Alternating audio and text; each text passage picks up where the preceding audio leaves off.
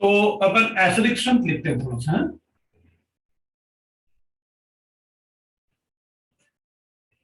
Acidic strength में अपन लिखेंगे जैसे weak acid H2SO3 is stronger acid than H3PO4 is stronger acid than HF is stronger acid than carboxylic acid is stronger acid than H2CO3 is stronger acid than phenols. They are stronger acid than water. एक तो अपन ये ध्यान रखेंगे order acidic strength का order एक अपन ये ध्यान रखेंगे। अब दूसरा एसिडिक स्ट्रेंथ का ऑर्डर अपन शुरू करेंगे। उसके आगे लिख सकते थे अपन H2O is stronger acid than alcohols. थोड़ा नीचे लिख लेंगे अपन ऐसे, इसको अपन ऐसे लिख सकते हैं और इसमें अपन ऐसे भी लिख सकते हैं इसका Ka वैल्यूज, इसका 10 की पावर -2 होता है, ये 10 की पावर -3 होता है, ये 10 की पावर -4 होता है, ये 10 की पावर -5 होता है, 10 की पावर -7 होता है, 10 की पावर -10 होता है और ये 10 की पावर -15.75 होता है। ये इनके Ka वैल्यूज है। Ka आपको पता है क्या होता है ना? अपन को Ka वैल्यूज पता है क्या होते हैं। What is Ka values?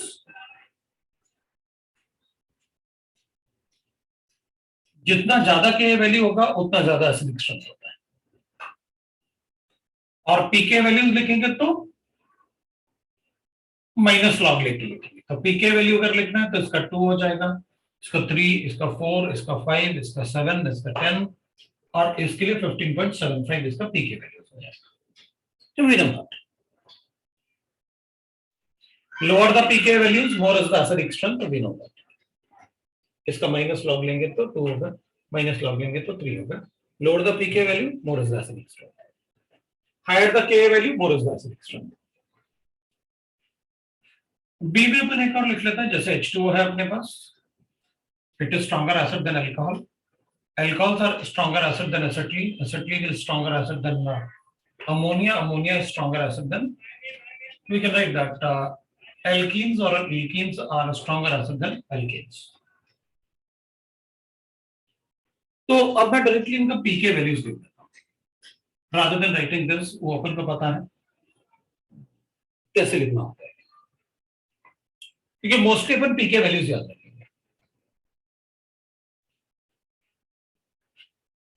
ये तो 15.75 में लिखा हुआ है, अल्कोहल इज 16 to 18 और डिपेंडिंग ऑन की आर ग्रुप कौन सा है। Acetylene is 25, ammonia is 28, this will be 38 and this will be 48। अब इसको होता तो 45 है, 48 भी लिखेंगे कोई फर्क नहीं पड़ने वाला, वो उतना जाना भी नहीं है। लेकिन अपन को एक बात पता है कि alkanes are weaker acid than alkenes and alkenes are weaker acid than alkynes. Alkanes are more acidic, ये अपन ने डिस्कस भी किया हुआ है। and their pK values, because proton देने के बाद negative charge on sp hybridized atom, proton देने के बाद negative charge on sp2, proton देने के बाद नेगेटिव चार्ज ऑन sp3, सबसे ज्यादा इलेक्ट्रोनेगेटिव sp होता है। सो वी नो दैट हो गया, right? So we can write like this. ठीक है। अब अगर ये एसिडिक स्ट्रेंथ है तो अपन को बेसिक स्ट्रेंथ भी पता है, how to write the conjugated basis, है ना? अपन को बेसिक स्ट्रेंथ भी पता है।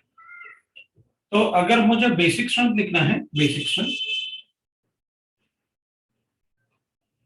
अगर लिखना पड़ा हमको तो वैसे लिख सकते हैं, OH minus ion is less basic than RO negative ion is less basic than HC triple bond C negative ion is less basic than NH2 negative ion, less basic than CH2 double bond CH negative ion, less basic than CH3 CH2 negative ion.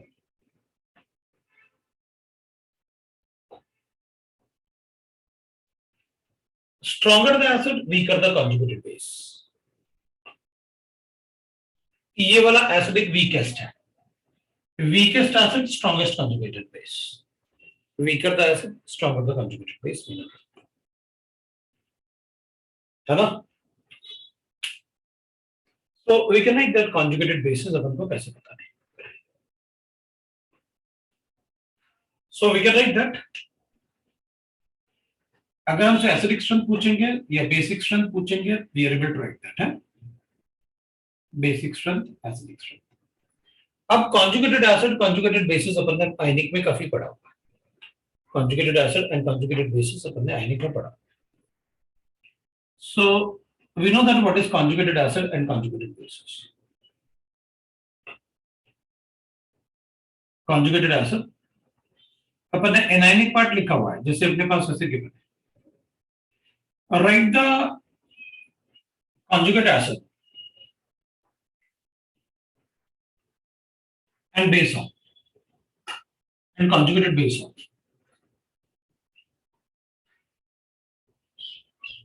of suppose अपन को ऐसे given है, ए part अपन को given है that is HCO3 negative. तो अपन क्या करेंगे, इसको प्रोटॉन देंगे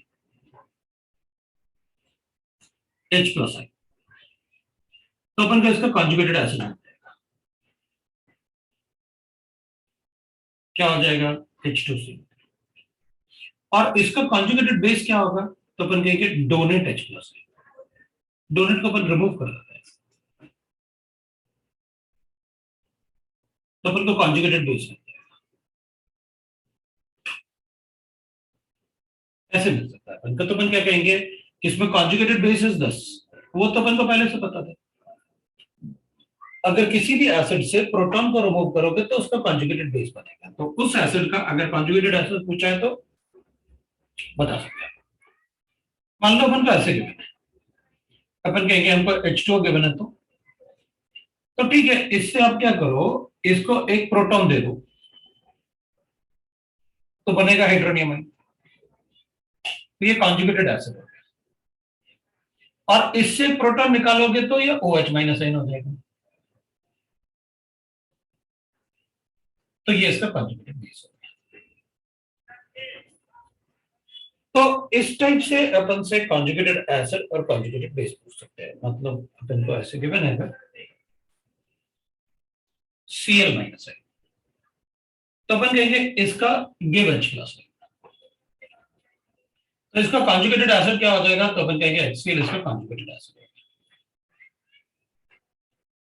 तो इसका कॉन्जुगेटेड बेस, इससे प्रोटॉन निकल ही नहीं सकता, और प्रोटॉन नहीं निकलेगा तो अपन कहेंगे it cannot donate H plus आई,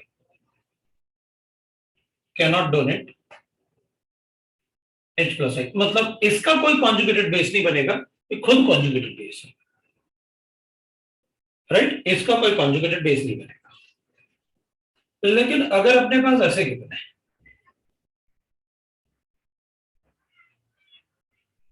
अब वो तो वैसे हो गया जैसे पहले वाला, प्रोटॉन भी हटा लेते हैं -2, हाँ तो ठीक है, इससे गिफ्ट प्रोटॉन इससे रिमूव कर दो, इसको दे दो एक प्रोटॉन, तो आप क्या लिखोगे H2PO4 नेगेटिव, तो इसका ये कॉन्जुगेटेड एसिड हो गया, क्योंकि प्रोटॉन देने के बाद कॉन्जुगेटेड एसिड बनता है किसी का भी, और इससे रिमूव करोगे प्रोटॉन तो इसका कॉन्जुगेटेड बेस बनेगा, कॉन्जुगेटेड बेस। अब अपन कभी कभी ऐसा पढ़ लेते हैं कि भाई किसी भी एसिड का एनायनिक पार्ट जो होता है वो कॉन्जुगेटेड, एनायनिक पार्ट में भी कॉन्जुगेटेड, अपन पढ़ते हैं ना भाई किसी भी एसिड का anionic part is called the conjugated base, है ना? तो नोट करो तुम मैं,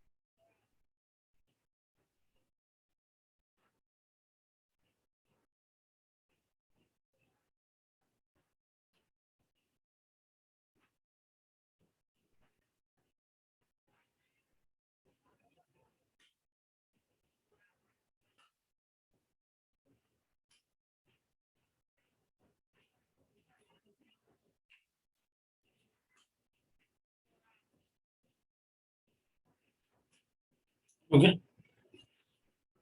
कर रहे हैं सर। सर एक मिनट।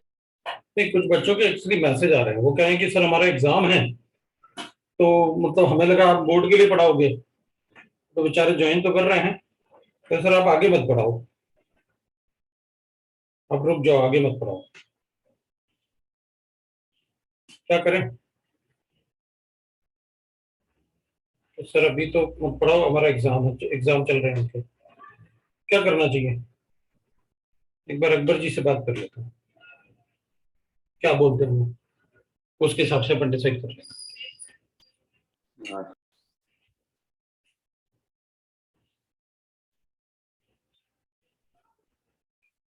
अभी किसी के स्कूल में एग्जाम चल रहे हैं क्या? नहीं, जो कॉलेज में तो नहीं चालू। किसी के कॉलेज में एग्जाम चल रहे हैं क्या? नहीं सर, मेरे तो नहीं। सर हम्म, सर डी वाला फिर से एक्सप्लेन कर सकते हो क्या प्लीज? कर दूंगा, कोई प्रॉब्लम नहीं। मैं थोड़ा सा एक मिनट वही देख रहा था, डी वाला कर दूंगा मैं इसमें।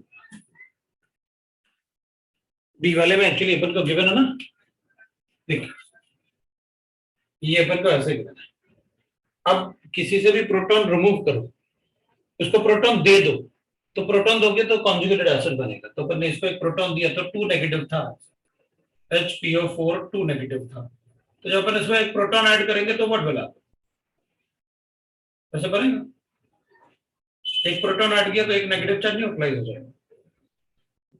ये कॉन्जुगेटेड एसिड है ऑफ दिस। इसका कॉन्जुगेटेड एसिड बनाना है तो इससे रिमूव करना पड़ेगा। ये एसिड होता तो ये इसका कॉन्जुगेटेड बेस होता, ये एसिड होता तो इसका ये कॉन्जुगेटेड बेस होता, तो ऐसे अपन बता सकते हैं। सर वो एसिड लिखा है ना आपने PO43 में? किसमें?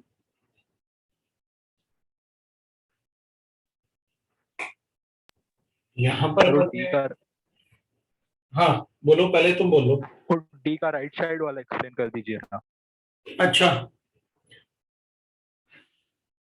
ये वाला ना। Yes sir. अब इसमें से अगर अपन एक प्रोटॉन निकाल दें,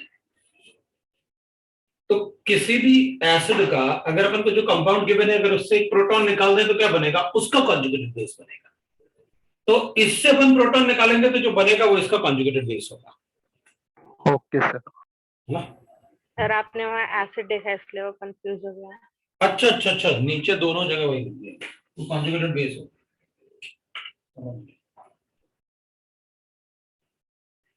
अकबर जी ये बताओ कि मतलब कुछ बच्चों के एग्जाम चल रहे हैं क्या? इधर अपना चर्च में चले बैठे।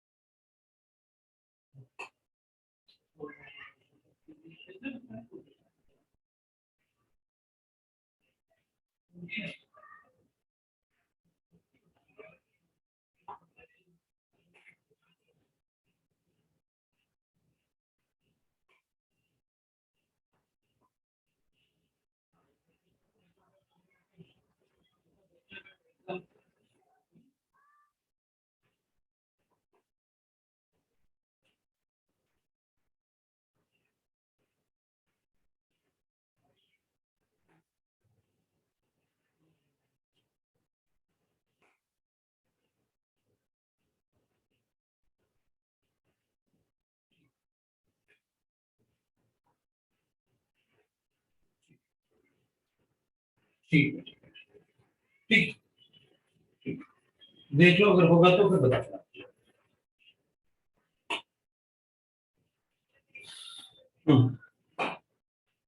कुछ कुछ बच्चों का एग्जाम तो है, लेकिन अब वो करें कि अगर मतलब देख लेते हैं, ऐसे किसी ना किसी का एग्जाम तो चलता ही रहता है, तो अगर जरूरत पड़ेगा तो मैं आपको बता।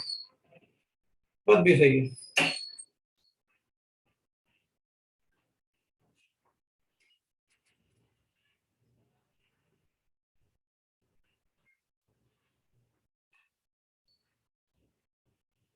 सर एब्जॉर्प्शन और कोलाइड्स जो है वो 12th में है एनसीईआरटी में।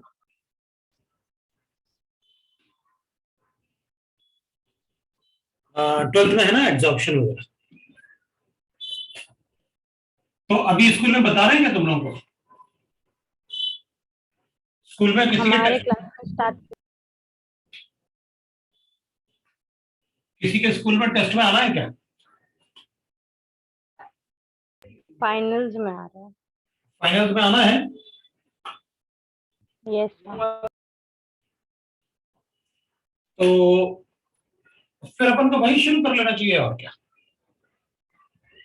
ये पढ़ने से अच्छा है कि फिर अपन वही कर लेते हैं जो फाइनल में आना है। बताओ।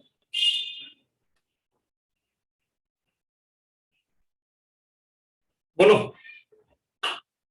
सरफेस केमिस्ट्री वही पढ़ा दूं? ये यही करना है, GOC2।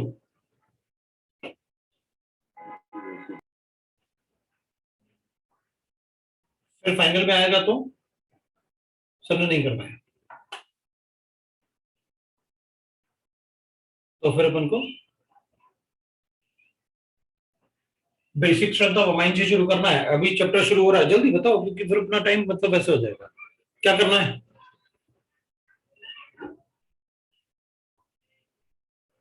चैट में लिखो फटाफट कि मतलब GOC2 करना है, एडजॉर्प्शन करना है।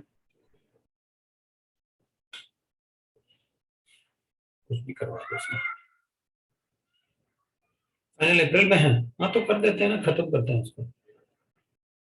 सब GOC2 बोल रहे हैं, वो नहीं करना है एडजॉर्प्शन। अच्छा, एडजॉर्प्शन वाला स्कूल में कर लिया होगा तुमने पहले।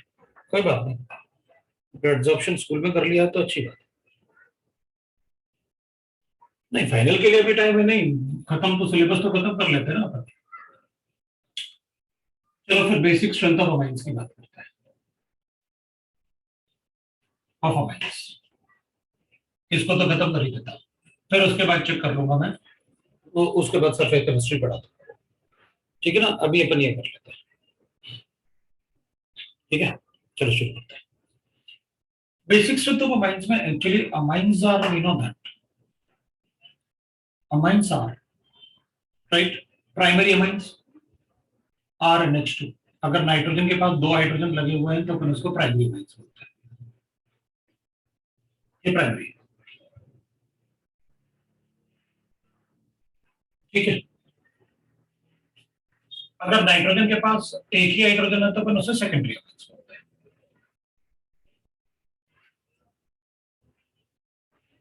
ठीक है, और अगर नाइट्रोजन के पास एक ही हाइड्रोजन होगा ना? हाँ एक ही हाइड्रोजन होगा। तो लिखो ना पहले तो। और अगर नाइट्रोजन के पास एक भी हाइड्रोजन एटम नहीं है तो त्रिडिक्री अमाइंस होता है। एक्चुअली मैं खुद ही कंफ्यूज हूँ, तुम लोगों को ना क्या करवाना चाहिए। तुम लोग कुछ बोलते हो नहीं, आपकी मर्जी, आपको जो करवाना है करवा दो। और स्कूल वाला पार्ट खत्म करना भी जरूरी होता है रोज। और सरफेस केमिस्ट्री में स्कूल के हिसाब से नहीं पढ़ाऊंगा, मैं सीधा पढ़ा दूंगा, 12th के लिए भी हो गया। अब कोई मैं चैप्टर ऐसा नहीं पढ़ाने वाला कि स्कूल के लिए है या क्या है, वो सीधा चैप्टर खत्म, मतलब चैप्टर खत्म जेई के लिए। स्कूल का कुछ नहीं पढ़ाने वाला मैं। जो स्कूल के लिए पढ़ते हैं वही तो जेई के लिए होता है। चलो फिर बने तो प्राइमरी। अब basic strength of a mine depends on the following factors. ये सारे के सारे अमाइंस ना, इनमें नाइट्रोजन पे लोड दे रहे हैं। ऑल अमाइंस है लोन पेयर और नाइट्रोजन।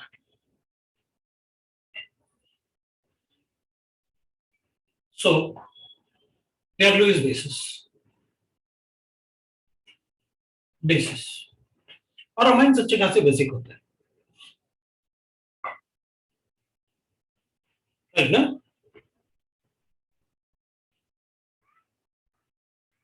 Yes sir. ठीक है, तो so they are Lewis basis. Amines gives litmus paper test,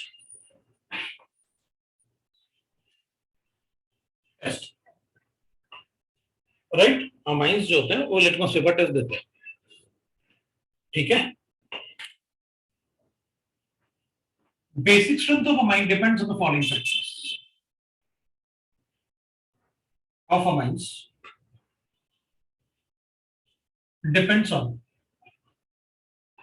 following factors. अपन फैक्टर्स चेक कर लेते हैं जिन पे basic strength of amine depend करेगा। ठीक है, तो ठीक है, सुदेव लिख रहा है कि भाई उन्होंने, अच्छा तुमने हाँ, जैसे स्कूल का सिलेबस है सब लोग मुझे बता देना कि ये सिलेबस है, ताकि मैं एक बार देख लूंगा, तो मैं उसी हिसाब से प्रिपरेशन करवा दूंगा थोड़ा। Basic strength of mind depends on the following factors. एक होता है इलेक्ट्रॉन डेंसिटी ऑन नाइट्रोजन,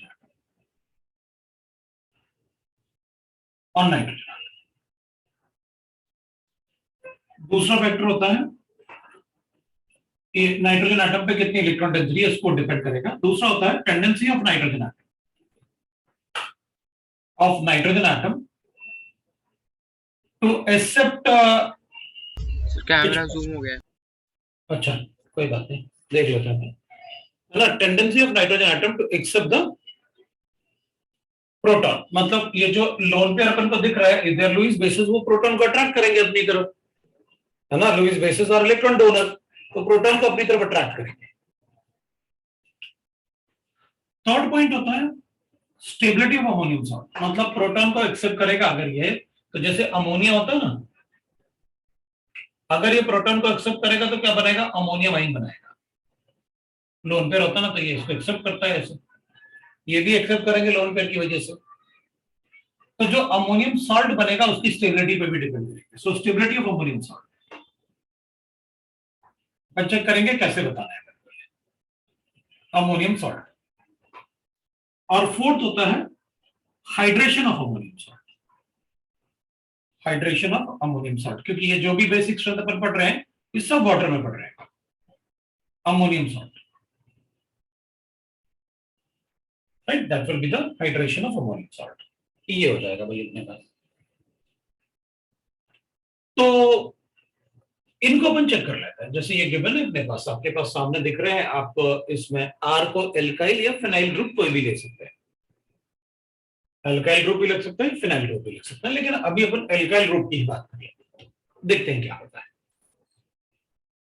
अगर इन फैक्टर्स को इसमें अप्लाई करते हैं, प्राइमरी सेकेंडरी टर्शियरी पे, तो अपन कहेंगे जैसे पहले वाला फैक्टर है ना, electron density on nitrogen atom, तो अपन कहेंगे देखो sir, nitrogen atom is electron deficient, electron negative.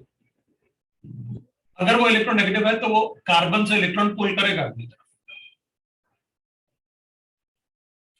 अगर कार्बन से इलेक्ट्रॉन पुल करेगा तो इस पे इलेक्ट्रॉन डेंसिटी बढ़ेगी एल्काइल ग्रुप की वजह से। तो इस पे इलेक्ट्रॉन डेंसिटी 3 एल्काइल ग्रुप बढ़ा रहे होंगे, इस पे इलेक्ट्रॉन डेंसिटी 2 एल्काइल ग्रुप बढ़ा रहे होंगे, और इस पे इलेक्ट्रॉन डेंसिटी 1 ही एल्काइल ग्रुप बढ़ा रहा होगा। इसका मतलब सबसे ज्यादा इलेक्ट्रॉन डेंसिटी उसमें है, फिर इसमें है, फिर इसमें है। मतलब मैं लिख सकता हूं भाई, सबसे ज्यादा इलेक्ट्रॉन डेंसिटी टर्शियरी में है, फिर सेकेंडरी में, फिर प्राइमरी में। That is the order of electron density. किसी को कोई डाउट नहीं, राइट। फिर अपन कहेंगे सेकंड वाला part, tendency of nitrogen atom to accept the proton, right ना, tendency of nitrogen atom to accept the proton. अब अगर अपन इनमें, अब इस वाले पार्ट को भूल जाते हैं पहले वाले को, लेकिन अपन को समझ में आ गया पहला वाला पार्ट आपने कैसे लिखा, electron density on nitrogen atom मतलब इंडक्टिव इफेक्ट, तो ड्यू टू इंडक्टिव इफेक्ट लिख भी दिया मैंने, और प्लस इफेक्ट की वजह से ऐसे लिखा हमने, वो एल्काइल ग्रुप है तो प्लस इफेक्ट, इंडक्टिव इफेक्ट लिखा। अपन कहेंगे tendency of nitrogen atom to accept proton. अपन क्या कहेंगे, अगर मान लो किसी नाइट्रोजन के पास लोन पेयर है और उसके अराउंड बड़े बड़े ग्रुप लगे हुए हैं, तो फिर प्रोटॉन को अंदर आने की जो स्पेस है वो ये तो रोकेंगे अगर बड़े बड़े ग्रुप लगे हुए हैं तो फिर प्रोटॉन को अंदर आने का जो उसके लोन पेयर तक रीच होने का जो टेंडेंसी है वो तो कम हो जाएगा अगर इधर बल्कि ग्रुप्स हैं तो, स्टेरिक एंट्रेंस है तो, स्टेरिक इफेक्ट है तो, पढ़ा अपन ने वो स्टेरिक इफेक्ट मतलब स्टेरिक एंट्रेंस और नाइट्रोजन एटम। तो अपन क्या कहेंगे, जहां पर एल्काइल ग्रुप कम होंगे वहां हाइड्रोजन को पहुंचना ज्यादा इजी होगा, tendency to accept the proton. तो अपन कहेंगे इसके पास तो एक ही एल्काइल ग्रुप है, इसमें 2 है उसमें 3 है, तो ज्यादा इजीली कहां पहुंच जाएगा, तो अपन कहेंगे भाई प्राइमरी में ज्यादा इजीली पहुंच सकता है, सेकेंडरी से, देन प्राइमरी, देन टर्शियरी से, ड्यू टू स्टेरिक इफेक्ट्स। तो स्टेरिक इफेक्ट्स है, स्टेरिक इफेक्ट मतलब आप स्टेरिक एंट्रेंस की वजह से एक्सप्लेन करके बता रहे हो। इसमें स्टेरिक एंट्रेंस कम होगा क्योंकि एक ही एल्काइल ग्रुप होगा, 2 हाइड्रोजन, हाइड्रोजन तो छोटा छोटा साइज होता है, लेकिन अगर 3 एल्काइल ग्रुप है तो फिर अगर एल्काइल ग्रुप होंगे तो प्रोटॉन नाइट्रोजन तक इजीली रीच नहीं कर पाएगा, थर्ड की बात करते हैं अपन, अमोनियम सॉल्ट। अब अपन बोल रहे हैं कि मान लेते हैं कि एक बार मतलब इसने प्रोटॉन ले लिया, मान लो अपने पास ऐसे गिवन है, ये अपन R को एल्काइल ग्रुप CH3 लिख लिया अपन। अब अपन कहेंगे मान लो प्रोटॉन ले लिया इसने तो पॉजिटिव चार्ज बनेगा, या इसने प्रोटॉन ले लिया तो इस पे भी पॉजिटिव चार्ज बनेगा। भाई मान लो प्रोटॉन ले लिया तो इस पे भी पॉजिटिव चार्ज बनेगा ऐसे। तो अपन कहेंगे अब आप पॉजिटिव चार्ज की स्टेबिलिटी की बात करो, तो अपन कहेंगे पॉजिटिव चार्ज की स्टेबिलिटी की अगर बात करना है तो हम तो प्लस इफेक्ट से बताएंगे, भाई इसमें तो 3 का प्लस इफेक्ट है, इन दैट इफेक्ट है। भाई अगर नाइट्रोजन में पॉजिटिव चार्ज है तो 3 तरफ से न्यूट्रलाइज होगा प्लस इफेक्ट से, इसमें एक ही तरफ से न्यूट्रलाइज होगा। अगर एक ही तरफ से न्यूट्रलाइज होगा तो फिर ये कम इलेक्ट्रॉन देगा इस पॉजिटिव चार्ज, बिकॉज अगर इलेक्ट्रॉन देंगे तो नेगेटिव पॉजिटिव चार्ज जो है वो न्यूट्रलाइज होगा। इसमें 3 तरफ से इलेक्ट्रॉन देंगे अपन, बिकॉज ये ज्यादा इलेक्ट्रोनेगेटिव है तो उससे इलेक्ट्रॉन विड्रॉ कर रहा होगा, ये प्लस इफेक्ट देख रहे होंगे, इसका माइनस इफेक्ट होगा नाइट्रोजन का। तो नाइट्रोजन तीनों तरफ से इलेक्ट्रॉन पुल कर रहा होगा तो पॉजिटिव चार्ज का स्ट्रेंथ कम होगा, मतलब ये ज्यादा स्ट्रेंथ। तो अपन से कहा गया स्टेबिलिटी ऑफ अमोनियम आयन, क्योंकि इसमें ज्यादा है। तो अपन कहेंगे ठीक है, due to the plus effect ज्यादा स्टेबिलिटी किसमें होगा, टर्शरी में, फिर सेकेंडरी में, फिर प्राइमरी में, due to the plus effect, due to inductive effect of I effect of CH3।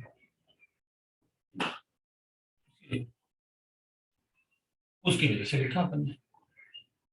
अब थर्ड की बात करते हैं, इसमें भी plus effect of CH3 group था, जो मतलब इलेक्ट्रॉन डेंसिटी बना रहा था, उस पर इंक्रीज कर रहा था इलेक्ट्रॉन डेंसिटी। अब अपन कहेंगे हाइड्रेशन। हाइड्रेशन अपन सबको पता है, हाइड्रेशन का डेफिनेशन हाइड्रोलिसिस भी पढ़ा अपन ने और हाइड्रेशन भी पढ़ा। हाइड्रोलिसिस मतलब reaction of anion with water, और हाइड्रोलिसिस मतलब कि भाई अगर अपने पास कोई आयन है तो उस आयन का वाटर के साथ, उस आयन का मतलब कोई भी आयन हो जाएगा वो, जैसे ये होता है अपने पास Na पॉजिटिव है तो अपन क्या करते हैं Na पॉजिटिव का कि वाटर का अट्रैक्शन इसके साथ, उसको अपन हाइड्रेशन बोलते हैं। तो वाटर मॉलिक्यूल ले लेते हैं, इधर डेल्टा नेगेटिव है, इधर भी ऐसे वाटर मॉलिक्यूल, बहुत सारे वाटर मॉलिक्यूल होंगे। तो हाइड्रेशन का मतलब है the partial attraction of water molecule by the cations और एनाइन इज कॉल्ड हाइड्रेशन। तो अपन कहेंगे अगर मान लो ऐसे वाटर मॉलिक्यूल को अट्रैक्ट करना है इन कैटाइंस को, तो अपन कहेंगे इसका मतलब है इसमें वाटर मॉलिक्यूल, ठीक है भाई अट्रैक्ट हो जाएंगे इसमें वाटर मॉलिक्यूल, ऐसे अपन वाटर मॉलिक्यूल को इधर अट्रैक्शन जो कर सकते हैं ऐसे, इसमें ये, इसमें डेल्टा नेगेटिव है, ये वाटर मॉलिक्यूल अट्रैक्ट करेंगे यहाँ पर ऐसे, oxygen of the water molecule. लेकिन अपन कहेंगे अब अपन ने ये तो इसको हटा देता हूं, क्योंकि ये तो अपन ने डेफिनेशन देखा कि जो अपन को पहले से पता है। अपन कहेंगे सर इसमें तो बहुत ज्यादा स्टेरिक एंट्रेंस है, इधर से वाटर मॉलिक्यूल को आना तो बड़ा मुश्किल होगा, क्योंकि इधर तो पहले से ही बड़े बड़े ग्रुप है, वाटर मॉलिक्यूल अंदर आएगा तो रिपेल करेगा उसको। जैसे यहाँ पर वाटर मॉलिक्यूल यहाँ से जाना मुश्किल होगा, लेकिन इधर तो हाइड्रोजन है छोटे छोटे, अगर हाइड्रोजन छोटे छोटे एटम है तो वाटर मॉलिक्यूल का इसके साथ अट्रैक्शन करना इजी होगा। तो ड्यू टू स्टेरिक हिंड्रेंस, इसमें बहुत ज्यादा स्टेरिक हिंड्रेंस है, तो वाटर मॉलिक्यूल इस नाइट्रोजन पे पॉजिटिव चार्ज को हाइड्रेट करने के लिए मुश्किल होगा, क्योंकि वहां तो ज्यादा रीच कर ही नहीं पाएंगे, इस तरफ से तो पूरा ब्लॉक है बड़े बड़े ग्रुप से, इधर से थोड़ा बहुत हाइड्रेशन हो सकता है। इसमें तो ये वाला ग्रुप है, इधर से पूरा खाली पड़ा हुआ है, क्योंकि हाइड्रोजन तो बहुत छोटे एटम होते हैं, तो रिलेटिवली ये ज्यादा हाइड्रेटेड होगा। इसका मतलब है स्टेरिक हिंड्रेंस अगर कम होगा तो हाइड्रेशन ज्यादा होगा। तो अपन कहेंगे भाई प्राइमरी ज्यादा है सेकेंडरी से, ज्यादा है टर्शरी से, due to the steric reason, steric hindrance. ये अपने पास रीजन, मैंने चारों रीजन आपको बताए कि भाई बेसिक स्ट्रेंथ ऑफ अमाइंस के लिए there are 4 factors which are responsible. एक तो इलेक्ट्रॉन डेंसिटी, तो इसमें एल्काइल ग्रुप ज्यादा होंगे तो इलेक्ट्रॉन डेंसिटी नाइट्रोजन पे ज्यादा होगी, सो टर्शरी सेकेंडरी प्राइमरी बताया मैंने। Tendency of nitrogen to accept the proton, तो प्रोटॉन अगर एक्सेप्ट करना है तो फिर इस पे स्टेरिक हिंड्रेंस नहीं होना चाहिए, तो अपन ने स्टेरिक इफेक्ट की वजह से कहा कि भाई इसमें स्टेरिक इफेक्ट नहीं है तो प्राइमरी ज्यादा होगा, सेकेंडरी से टर्शरी से ऐसे। स्टेबिलिटी ऑफ अमोनियम आयन, चलो भाई अगर मुश्किल से अगर उसने ले भी लिया प्रोटॉन तो उसके बाद उसकी स्टेबिलिटी चेक करूंगा अमोनियम आयन की, तो अपन कहेंगे यार 3 तरफ से प्लस इफेक्ट है तो ये ज्यादा स्टेबल होगा इसके कंपैरिजन में, ठीक है। तो जहां प्लस इफेक्ट ज्यादा होगा वो ज्यादा स्टेबल है। तो ठीक है, अब हाइड्रेशन ऑफ अमोनियम आयन, क्योंकि वाटर में पड़ रहा है अपन, मान लो एक बार बन गया प्रोटॉन एक्सेप्ट कर लिया तो हाइड्रेशन एनर्जी चेक करनी पड़ेगी अपन को। तो हाइड्रेशन एनर्जी अगर चेक करेंगे तो उसमें स्टेरिक हिंड्रेंस कम है तो ये ऑर्डर आएगा फिर, क्योंकि हाइड्रेशन मतलब वाटर मॉलिक्यूल का अट्रैक्शन बाय द कैटायंस। तो वाटर मॉलिक्यूल का अट्रैक्शन कब ज्यादा होगा? जब स्टेरिक एंट्रेंस नाइट्रोजन पे कम होगा। अब अपन क्या करें, इसमें अपन को एक प्रॉब्लम आ रही है, और वो प्रॉब्लम है कि इसमें दो पार्ट में टर्शियरी, सेकेंडरी और प्राइमरी आ रहा है, और दो पार्ट में प्राइमरी, सेकेंडरी और टर्शियरी आ रहा है, राइट ना? तो अपन बता देंगे इसमें ये अमोनियम आइन लिखा हुआ है, मतलब somebody is asking कि वो अमोनियम लिखा है या अमोनिया लिखा है। सो अमोनियम आइन लिखा हुआ है, राइट ना? जैसे ये लिखा वैसे वो लिखा अमोनियम। तो अपन को एक बात पता चल गया कि भाई दो पार्ट में आप टर्शियरी को ज्यादा बता रहे हो और दो पार्ट में आप प्राइमरी को ज्यादा बता रहे हो, तो फिर कैसे बताओ? और सेकेंडरी सभी बीच में आ रहा है, तब तो बताना मुश्किल है अपने लिए, क्योंकि इसमें तो कोई दो पार्ट में चार फैक्टर्स हैं जिसमें वो डिपेंड करता है। दो फैक्टर्स में प्राइमरी ज्यादा है और दो फैक्टर्स में टर्शियरी ज्यादा है। तो फिर इसमें बताना अपने लिए मुश्किल होगा। तो aliphatic amines, these are aliphatic amines. Aliphatic amines से अपन से ज्यादा क्वेश्चन नहीं पूछते हैं, क्योंकि दो पार्ट में टर्शियरी ज्यादा है और दो पार्ट में प्राइमरी ज्यादा है। तो अपन क्या करते हैं,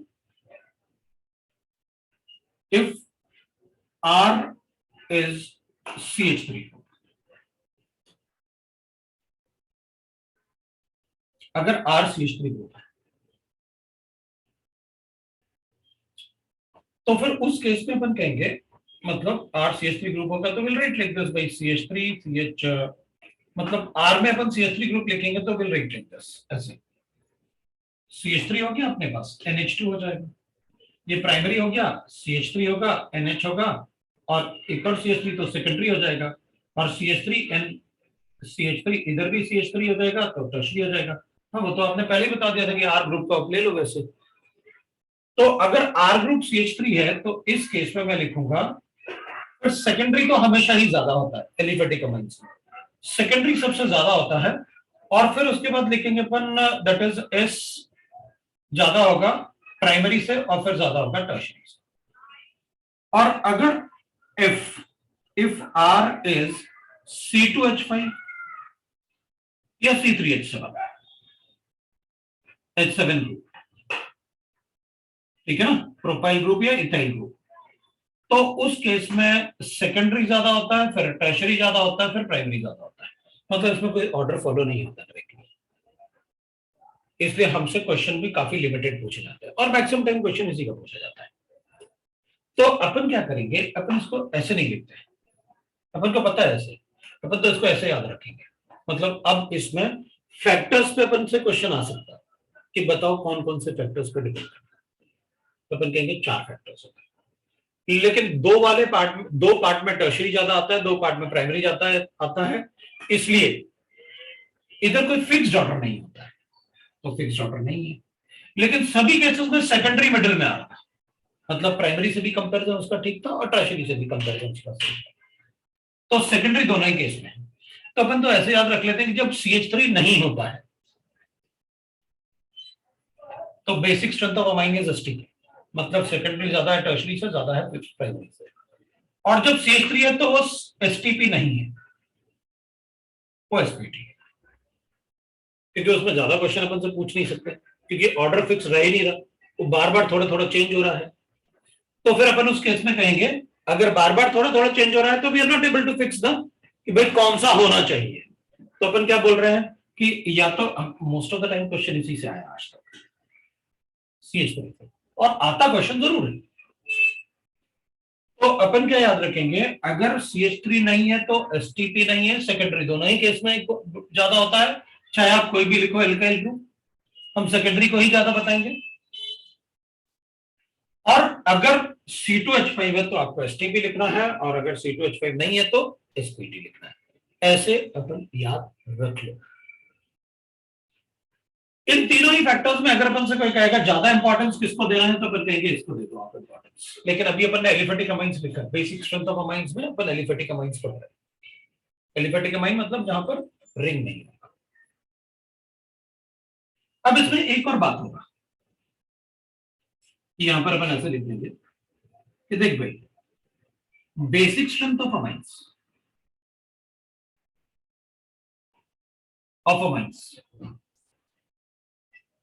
ऐसे अपन से पूछ सकते हैं, amines in non polar solvent, मतलब वाटर नहीं है, पोलर सॉल्वेंट और गैसियस स्टेट,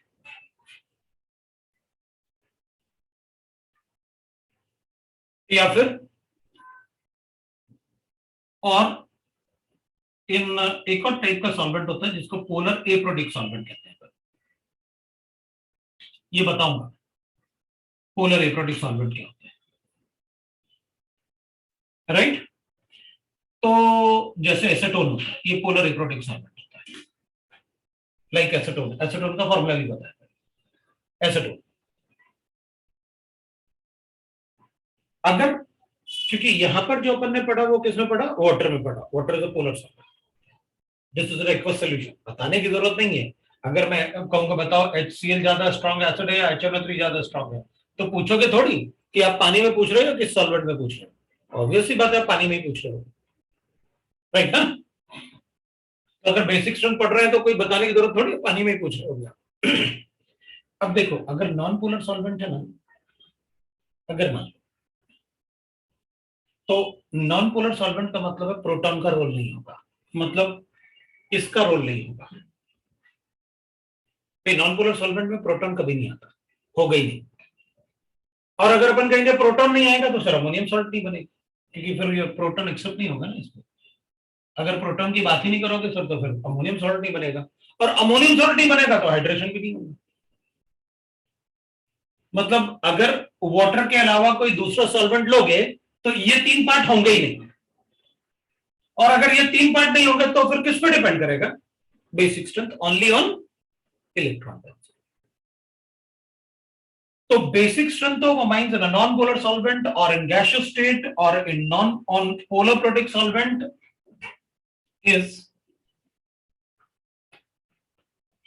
3 डिग्री ज्यादा होगा 2 डिग्री से, और 2 डिग्री ज्यादा होगा 1 डिग्री से, मतलब टर्शरी, सेकेंडरी और प्राइमरी, वो इलेक्ट्रॉन डेंसिटी पे डिपेंड करेगा always, as it only depends on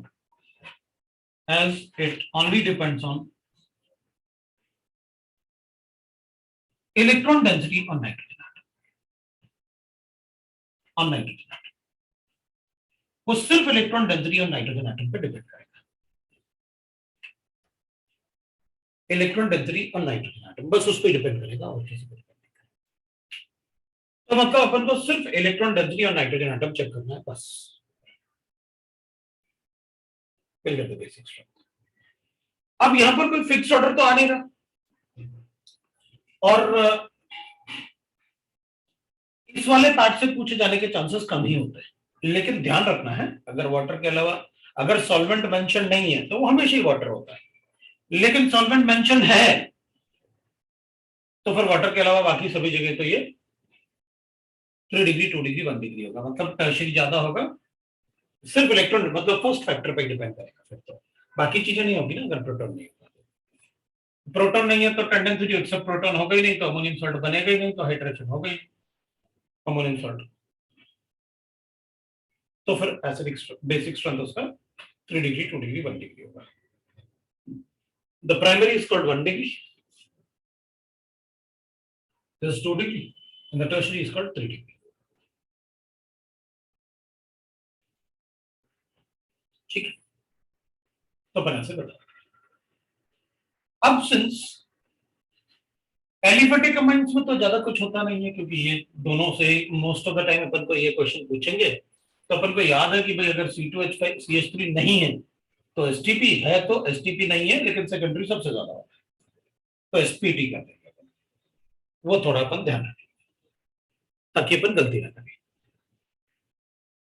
अब सिंस एलिफेटिक अमाइन में तो ज्यादा कुछ पूछने के लिए है नहीं, बस यही दोनों है, इसके अलावा कोई मतलब पूछेंगे नहीं, या फैक्टर्स पूछ लेंगे, तो फिर जो बेसिक स्ट्रेंथ ऑफ अमाइंस जो होता है ना एलिफेटिक अमाइंस, उससे अपन को क्वेश्चन कम ही मिलते हैं, लेकिन मेंस में अपन को एलिफेटिक अमाइंस से ही मिल जाता है क्वेश्चन, मतलब इसी से ही अपन को क्वेश्चन मिल जाएगा मेंस वगैरह में, मेंस में इससे ज्यादा वो पूछेंगे। मीन्स वगैरह में अपन से इससे ज्यादा पूछते भी नहीं। ठीक है, अब अपन चेक करते हैं। तो वो अपन को क्या पढ़ना होता है नाइट्रोजन के लिए, basic strength of nitrogen containing compounds, basic strength of nitrogen containing compounds, ये है अपने। तो फिर अपन को ये पढ़ना होता है, क्योंकि उससे तो ज्यादा क्वेश्चन फ्रेम होते नहीं। तो फिर अपन को basic strength of nitrogen containing compounds पढ़ना होता है। अब basic strength of nitrogen containing compounds के लिए आपको थोड़ा याद करना पड़ेगा। है ना, अपन को थोड़ा याद करना पड़ेगा। ठीक है, तो अपन क्या करेंगे, बेसिक स्ट्रेंथ ऑफ अमाइंस में मैं पहले एक ऑर्डर आपको बता देता हूं धीरे धीरे धीरे, क्योंकि लास्ट चैप्टर मतलब 12th में जो लास्ट चैप्टर होता है वो भी अमाइंस होता है, और उसमें बेसिक स्ट्रेंथ अपन को पढ़ना है। जो 12th में लास्ट चैप्टर होता है वो अमाइंस होता है, फिर उसके बाद बायोमॉलिक्यूल्स, पॉलीमर, वो छोटे छोटे टॉपिक्स होते हैं। तो अपन क्या करेंगे, इसमें अपन कहेंगे सबसे ज्यादा बेसिक जो नाइट्रोजन कंटेनिंग कंपाउंड्स होते हैं उनको कहते हैं अपन गियोनाडाइन्स, उनको अपन कहते हैं गियोनाडाइन्स। ठीक है, उनको अपन कहते हैं गियोनाडाइन्स, राइट। उसके बाद अपन एलिफेटिक अमाइंस बोलते हैं, उसके बाद अपन एलिफेटिक अमाइंस बोलते हैं। बोर्ड ब्लर है क्या? नहीं सर। ठीक है, अभी मतलब बाकी कोई बोल रहा था कि मतलब ऐसे कुछ है तो मैंने पूछा। सो फिर एलिफेटिक अमाइंस होते हैं। एलिफेटिक अमाइंस ज्यादा बेसिक होते हैं अमोनिया से, अमोनिया ज्यादा बेसिक होता है एरोमेटिक अमाइंस से। एरोमेटिक अमाइंस वो ज्यादा बेसिक होते हैं, ये ज्यादा बेसिक होते हैं, दैट इज विद इमाइंस। इमाइंस ज्यादा बेसिक होता है अमाइड्स से, अमाइड्स ज्यादा बेसिक होते हैं साइनाइड से, और साइनाइड ज्यादा बेसिक होते हैं नाइट्राइड से। ये होता है भाई नाइट्राइड से। अगर किसी को डाउट होगा तो वो पूछ लेगा। तो guanidine, aliphatic amines, ammonia, aromatic amine, imines. Imines को अपन इमाइड्स भी बोलते हैं, इमाइड्स भी बोलते हैं इमाइंस को। फिर अमाइड्स, साइनाइड्स एंड नाइट्राइड्स वो लिखा है, ठीक है ना। फिर अपन उनसे चेक करेंगे, ठीक है। गियोनाडाइन्स इज लाइक दिस।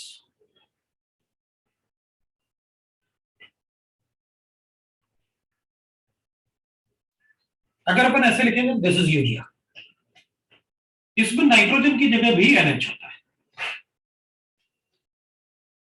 इसमें नाइट्रोजन की जगह भी NH होता है। दिस इज गियोनाडाइन, ये मैंने गियोनाडाइन बनाया। मतलब थोड़ा थोड़ा ऐसे आपने लिखा तो है, मतलब थोड़ा बता भी दो ये है क्या। दिस इज एलिफेटिक अमाइंस, वो अभी अपन ने डिस्कस किया एलिफेटिक अमाइंस को, यही पार्ट तो डिस्कस किया अभी। This is ammonia. We know that aromatic amines, एक आध अपन aromatic amine लिख लेते हैं. This is like that. ऐसे aromatic amines होंगे. Aromatic अपन पढ़ चुके हैं. What is aromatic character? Nitrogen हो और वो मॉलिक्यूल aromatic हो. तो this and this are aromatic amines. We can write. This is also aromatic. Imines मतलब होता है कार्बन और नाइट्रोजन में डबल बॉन्ड। इस टाइप का कोई मॉलिक्यूल है तो उसको अपन इमाइंस बोलेंगे। इधर आप हाइड्रोजन भी लिख सकते हो, CH3 भी लिख सकते हो, PH भी लिख सकते हो, कुछ भी लिख सकते हो, वो आपका इमाइंस है। This is imine. अमाइड्स में we know that amides are like this. R की जगह आप PH भी लिख सकते हो, amides are like this. Amides तो अपन को पता है, substituted amides and amides. Cyanide में वी नो दैट ऐसे होंगे, और नाइट्राइट्स में भी know that NO2 these are nitrates. अब कुछ पार्ट्स अपन को याद भी रखना होता है, आप रेड पेन से वो सर्किल करते रहो उस टाइप से, STP सर ने कहा था इससे क्वेश्चन आएगा, अब रेड पेन से उसको सर्किल करते रहो, एक रेड पेन भी साथ में हमेशा रखो, कि ऑर्गेनिक केमिस्ट्री में आपको रेड पेन हमेशा साथ में रखना पड़ेगा। सर मैं ब्लैक रखता हूँ, चलेगा चलेगा ना? चलेगा चलेगा। रेड से थोड़ा देर रखता है ना, कि वो मतलब दिखता है अपन को जल्दी से, ब्लैक में और ब्लू में बहुत, अगर दिखता है तो कोई प्रॉब्लम नहीं है, लेकिन ध्यान रखो हमेशा। हाँ सर दिख जाता है। ठीक है, ये जो है अमाइड्स जो होते हैं वो एम्फोटेरिक होते हैं। अब इस वर्ड को लिखने से हमें ये पता चल गया कि उधर से बेसिक स्ट्रेंथ कम होता गया, इधर एम्फोटेरिक है, मतलब ये दोनों एसिडिक होते हैं। भाई बीच में एम्फोटेरिक आ गया ना, तो इसका मतलब ये दोनों एसिडिक है। जैसे अपन लिखते हैं ना, sodium oxide is basic, magnesium oxide is weaker base, लेकिन फिर Al2O3 इज एम्फोटेरिक, तो फिर इसके बाद जो भी लिखोगे ना वो एसिडिक ऑक्साइड्स है ना, वो सब एसिडिक। तो बेसिक स्ट्रेंथ यहां से यहां क्या हो रहा है, डिक्रीज हो रहा है। अगर बीच में मैंने एम्फोटेरिक लिख दिया तो आपको पता है कि भाई वो फिर वो एसिडिक शुरू हो गए। तो ये दोनों एसिडिक ऑक्साइड्स है, वो अपन को पता है। ठीक है, तो amides are amphoteric in nature, मतलब वो एसिड के साथ भी रिएक्ट करेगा और बेस के साथ भी रिएक्ट करेगा, दैट इज कॉल्ड एम्फोटेरिक। ठीक है, गिनोडाइन मैक्सिमम बेसिक इसलिए होते हैं बिकॉज इनमें लोन पेयर का डिलोकलाइजेशन होता है डबल बॉन्ड के साथ, और अगर लोन पेयर डिलोकलाइज होगा डबल बॉन्ड के साथ तो भी नहीं होता है, मतलब क्या होने वाला है, फिर तो नेगेटिव चार्ज बनेगा ना उस पर। NH2 डबल बॉन्ड कार्बन और नाइट्रोजन पर लोन पेयर के साथ साथ नेगेटिव चार्ज भी है, और अगर नेगेटिव चार्ज बनेगा तो बन गएगी, फिर तो वो प्रोटॉन को बहुत ज्यादा इजीली एक्सेप्ट करेगा, बाकी सब तो न्यूट्रल रहते हैं। सो guanidines are highly basic in nature, reason क्योंकि वहां पर डिलोकलाइजेशन से, यहां पर बना देता हूं, वहां पर इधर से भी डिलोकलाइजेशन हो सकता है, इधर से भी हो सकता है। तो डिलोकलाइजेशन की वजह से वहां पर कार्बन पे क्या आ जाएगा, negative charge. Carbon will have this, nitrogen will have, इधर ये वाला जो नाइट्रोजन है इसके पास लोन पेयर पहले से था, एक लोन पेयर और आ जाएगा, तो फिर वो नेगेटिव चार्ज आने की वजह से वो बहुत ज्यादा बेसिक हो जाएगा, फिर से एक तरीके से 9 हो गए, वो डिलोकलाइजेशन बनेगा तो नेगेटिव चार्ज आएगा। ये तो न्यूट्रल मॉलिक्यूल होता है, जैसे अपन ने लिखा कि भाई इफ R is CH3 तो अपन ने लिखा sp(T) और R अगर C2H5 है तो sp(P). ये एलिफेटिक अमाइंस है, ये एरोमेटिक अमाइंस है, और ammonia is more basic than aromatic amines but less basic than, क्योंकि उसमें R नहीं है ना इलेक्ट्रॉन डेंसिटी को इंक्रीज करने के लिए। अमोनिया में इलेक्ट्रॉन डेंसिटी भी कम हो गया, और इसका अमोनियम आयन बनेगा तो वाटर से हाइड्रोलाइज भी कम होगा इसके कंपैरिजन में। इमाइंस पता चल गया अपन को, बाकी अपन को पता है। अब क्वेश्चंस के बारे में बात करेंगे अपन कि क्या करने वाले हैं। ये बहुत ज्यादा बेसिक इसलिए होते हैं because nitrogen has negative charge,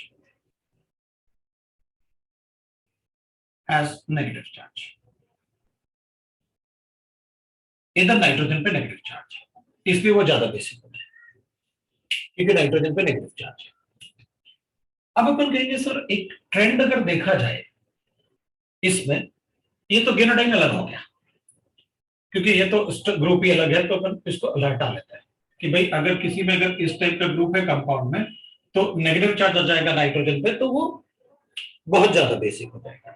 लेकिन बाकी पार्ट में मैं कुछ ट्रेंड बना सकता हूं, क्योंकि यहां पर अगर देखा जाए तो aliphatic amine as well as ammonia दोनों में ही sp3 हाइब्रिडाइज्ड कार्बन एटम है। एरोमेटिक अमाइंस में ये sp2 हाइब्रिडाइज्ड कार्बन एटम है, क्योंकि इसका भी डिलोकलाइजेशन होगा और इसमें नाइट्रोजन डिलोकलाइज नहीं होगा, लेकिन नाइट्रोजन के अराउंड ये कभी डिलोकलाइज नहीं होता क्योंकि इसको अपन ने एरोमेटिक कंपाउंड में लिखा है, that is in the plane of the ring, this is pyridine। ये sp2 है, ये भी sp2 है, ये भी लोन पेयर जो होगा वो sp2 है, ये वाला भी डिलोकलाइज हो रहा है तो sp2 है, ये वाला sp है और वो वाला भी sp2 है, लेकिन NO2 बहुत विटरन ग्रुप है, उसके पास लोन पेयर ही नहीं है नाइट्रोजन में। NO2 में तो NO2 में नाइट्रोजन पे लोन पेयर थोड़ी होता है, तो कोऑर्डिनेट बॉन्ड बना, लोन पेयर ही नहीं, राइट। अपन क्या कहेंगे, बेसिक स्ट्रेंथ के लिए अपन ये पॉइंट हमेशा ध्यान रखें, basic strength of nitrogen of nitrogen atom, जो sp3 हाइब्रिडाइज्ड होगा ना वो ज्यादा बेसिक होता है, sp2 वाले से ज्यादा बेसिक होता है sp वाले से। मतलब अगर मुझे नाइट्रोजन का बेसिक स्ट्रेंथ पढ़ना है तो मैं सबसे पहले हाइब्रिडाइजेशन चेक करूंगा जब क्वेश्चन सॉल्व करना है। जो sp3 वाले हैं वो ज्यादा बेसिक है जो sp2 वालों से, sp2 वाले ज्यादा बेसिक है sp वाले से। मतलब एक पार्ट तो मुझे अच्छे से पता चल गया कि मुझे हाइब्रिडाइजेशन से बता देना।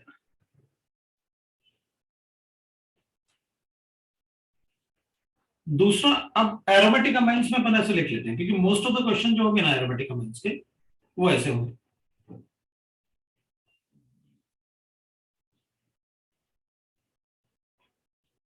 अब एरोमेटिक अमाइंस में अपन क्या करेंगे, जैसे पेरिडी में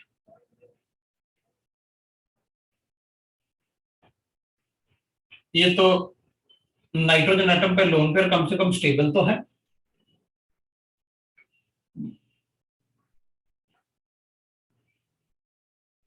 इसमें भी नाइट्रोजन एटम पे लोन पेयर स्टेबल नहीं है, वो थोड़ा डीलोकलाइज्ड है, वो डबल बॉन्ड और लोन पेयर का कॉन्जुगेशन। अगर लोन पेयर कॉन्जुगेशन में है तो वो हमेशा पाई इलेक्ट्रॉन्स होगा, मतलब अगर इस नाइट्रोजन का हाइब्रिडाइजेशन पे पूछेगा तो sp2 बताएंगे, पर लोन पेयर काउंट नहीं कर सकते। Any lone pair which is involved in delocalization will be counted as a pi bond, ये अपन ने पढ़ा हुआ है। अगर मेरे पास ऐसे गिवन है CH2 डबल बॉन्ड CH और NH2 और मुझसे अगर पूछोगे आपकी नाइट्रोजन का हाइब्रिडाइजेशन बताओ तो मैं sp2 बताऊंगा। sp2 क्यों? क्योंकि ये तो डीलोकलाइजेशन में इन्वॉल्व है, इसके मैं इसके अराउंड कितने सिग्मा बॉन्ड काउंट करूंगा, 3। ये मैं आपको पहले से बता चुका हूं, they are pi electrons, right. तो ये ज्यादा बेसिक होता है इससे, और एरोमेटिक अमाइंस में ये ज्यादा बेसिक होगा इससे। ये भी एरोमेटिक है, अमाइंस भी है क्योंकि नाइट्रोजन कंटेनिंग कंपाउंड है ना, तो ये भी है। तो ये तो पेरिडीन होता है, ये एनिलीन होता है और ये पायरोल होता है, ये पायरोल। वैसे अपन कहेंगे पायरोल इज लीस्ट बेसिक, उससे भी कम होना चाहिए pyrrole, but pyridine is more basic than amines, लेकिन and aniline can also be more basic than amines, but अगर अपन पायरोल की बात करेंगे तो pyrrole will be the least basic amines, least basic among all। अब इससे भी कम हो सकता है, हमें नहीं पता, लेकिन ये बहुत कम है, ये हमें पता है। अपन हो सकता है बना ले लोग, अभी जो अपन पढ़ रहे हैं उन सब में लीस्ट बेसिक क्यों, ऐसा क्या हो गया इसमें? तो अपन कहेंगे देखो, एक बात तो ये कि इस नाइट्रोजन पे लोन पेयर नहीं है। हाँ, क्यों नहीं है लोन पेयर? दिख तो रहा है भाई, ये मॉलिक्यूल एरोमेटिक है उस लोन पेयर की वजह से। मतलब आप ये लोन पेयर भूल जाओ कि डीलोकलाइज है, ये वाला मॉलिक्यूल एरोमेटिक तो है लेकिन उसमें नाइट्रोजन का लोन पेयर नहीं चाहिए उसको, तो पहले से एरोमेटिक है। इस पे लोन पेयर जो है ना नाइट्रोजन पे, this lone pair is not in delocalization, molecule पहले से एरोमेटिक है, मतलब these lone pair are not aromatic stabilized lone pair. अब इसमें इस लोन पेयर की वजह से ही एरोमेटिक हो सकता है, 6 इलेक्ट्रॉन डीलोकलाइजेशन में तभी काउंट कर सकता हूं। और अपन कहेंगे मान लो अपन इसको प्रोटॉन, अब बेस है तो प्रोटॉन देना पड़ेगा, और मान लो अगर आप इसको प्रोटॉन दे रहे हो तो ऐसा बनाना पड़ेगा मुझे, एक लोन पेयर देके प्रोटॉन दे दिया मैंने उसको, ये बन गया मेरे पास। प्रोटॉन दूंगा तो पॉजिटिव चार्ज बनेगा, भाई प्रोटॉन लेंगे तो इसका एक इलेक्ट्रॉन इसको देंगे तो इसको पॉजिटिव चार्ज आएगा, और होगा क्या, ये क्या था और ये क्या बन गया, क्या बन गया ये, इसमें टोटल पाई इलेक्ट्रॉन कितने बचे, 4, ये एंटी एरोमेटिक बन गया। हम कभी कोई ऐसा रिएक्शन नहीं कर सकते जिसमें प्रोडक्ट को एंटी एरोमेटिक बनाते हैं। कभी कोई ऐसा रिएक्शन नहीं करेंगे जिसमें प्रोडक्ट को एंटी एरोमेटिक, मतलब ये तो प्रोटॉन लेगा ही नहीं। ये प्रोटॉन लेगा तो इसमें पॉजिटिव चार्ज आएगा, भाई इसका क्या रोल है, बेंजीन तो फिर भी एरोमेटिक था, इस पे अगर प्रोटॉन देंगे तो लोन पेयर का तो वैसे ही रोल नहीं था कोई एरोमेटिसिटी में, वो तो डबल बॉन्ड की वजह से एरोमेटिक। सो अगर कोई अमाइंस में नाइट्रोजन पे जो लोन पेयर है उसकी वजह से अगर वो एरोमेटिक है तो अपन उस प्रोटॉन को हटा नहीं पाएंगे, उस लोन पेयर को हटा नहीं पाएंगे प्रोटॉन लेके, अदरवाइज वो एंटी एरोमेटिक बन जाए। अब वो एंटी एरोमेटिक बन रहा है प्रोटॉन लेके, इसलिए मैंने कहा भाई वो लेगा ही नहीं प्रोटॉन, ये कम से कम ले तो लेगा प्रोटॉन, तो लेगा ही नहीं प्रोटॉन, लेगा तो एंटी एरोमेटिक बनेगा, अपन को बनाना ही नहीं, एंटी एरोमेटिक बनाने का मतलब है हाईली अनस्टेबल प्रोडक्ट बना रहेगा। ठीक है, मतलब लीस्ट इसी को बताना है, लीस्ट बेसिक। तो एरोमेटिक में भी ये वाला लीस्ट बेसिक है, ये ठीक है, we know that these two are more basic than this and that, वो ठीक है, बिकॉज इनका lone pair is not aromatic stabilize, molecule is aromatic. अगर एरोमेटिक स्टेबलाइज है molecule due to that lone pair of nitrogen atom, then it is not counted as a basic amines, वो basic में count नहीं करेंगे, क्योंकि वो proton लेगा ही लेगा तो एंटी एरोमेटिक बनाएगा। ये दोनों पॉइंट से मैं अपने सारे क्वेश्चंस सॉल्व कर दूंगा इन दोनों से, तो कितना भी क्वेश्चन पूछो फर्क नहीं पड़ता। तो ये वाला पार्ट अपन ने लिख लिया, अब अपन कुछ क्वेश्चंस कर लेते हैं बेसिक स्ट्रक्चर में, फिर अपन एनिलीन में ना ऐसे ऑर्थो पैरामीटर पे अगर सब्स्टिट्यूशन होता है तो क्या बनता है उस टाइप के क्वेश्चंस करेंगे। तो अपन एक क्वेश्चन लिख लेते हैं, decreasing order of basic strength of amines. तो एक अपन ऐसा लिख लेते हैं भाई, वन ए मेरे पास ऐसे गिवन है,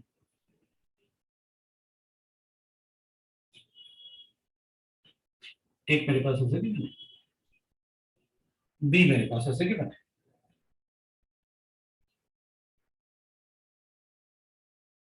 सी अपने पास ऐसे गिवन है,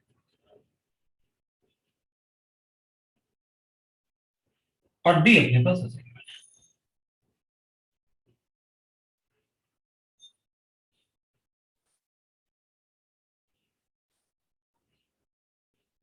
इनमें से बेसिक स्ट्रेंथ बताना है, what will be the order of basic strength of amines, ठीक है ना,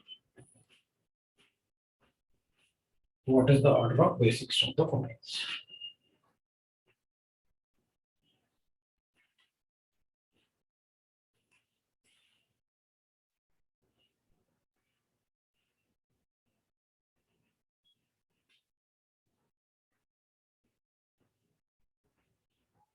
Order of basic strength of amines.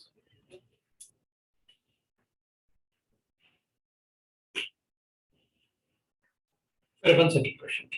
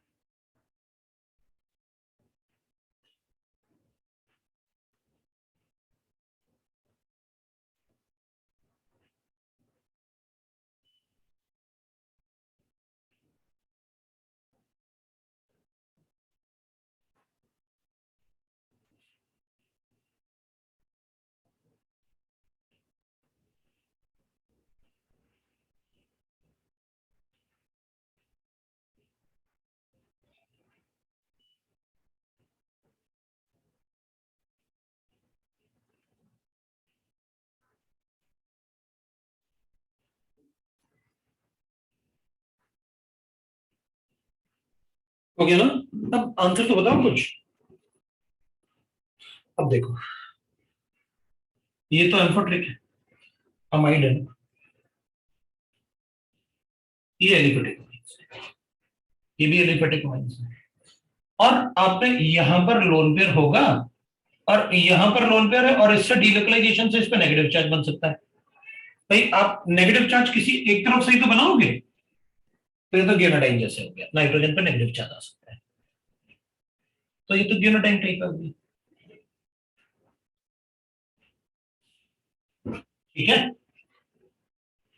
Amides है। अब इन दोनों में ही तो चेक करना था। तो अपन कहते देख भाई, CH3 हो या C2H5 हो, दोनों ही केस में ज्यादा तो सेकेंडरी वाला ही होता है। चाहे आप CH3 लिखो नाइट्रोजन के साथ या C2H5 लिखो नाइट्रोजन के साथ, दोनों ही केस में ज्यादा बेसिक तो सेकेंडरी वाला ही होता है। मतलब मुझे C को ज्यादा बेसिक बताना था। अब मुझे ये पता था कि ये वाला नाइट्रोजन एटम sp3 है, ये वाला नाइट्रोजन एटम क्योंकि ये डीलोकलाइजेशन हो रहा है तो sp2 है, और ये वाला sp3 है, तो अपन sp3 वालों को ज्यादा बताएंगे। तो A और C तो वो तो गियोनाटाइन टाइप है, तो वो तो मैक्सिमम होगा, नाइट्रोजन पे नेगेटिव चार्ज आ रहा है, तो अपन कहेंगे D वाला ज्यादा बेसिक होगा। उसके बाद एलिफेटिक अमाइन देख लेते हैं, दैट इज 2 डिग्री ज्यादा बेसिक होता है, तो D C A और B वाला सबसे कम होगा क्योंकि वो अमाइड है sp2। एक और डाउन, अब हम दूसरे एग्जांपल लिख लेते हैं, क्योंकि ऐसे तो डायरेक्टली अपन को लिख नहीं सकते, अपन को अलग अलग स्ट्रक्चर्स ही बनाने होंगे। तो मेरे पास एक अमाइन सस है,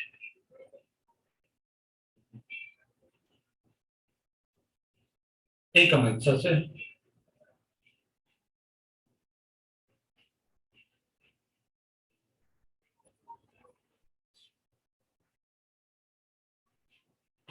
एक अपन ऐसे बना,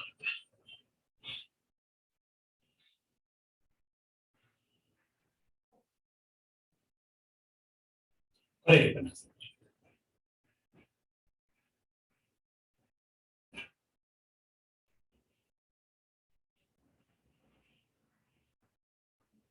ऐसे कर लेते हैं। तो बताओ फिर अपन क्या बताएं, मतलब कैसे बताएंगे अपन बेसिक स्ट्रक्चर।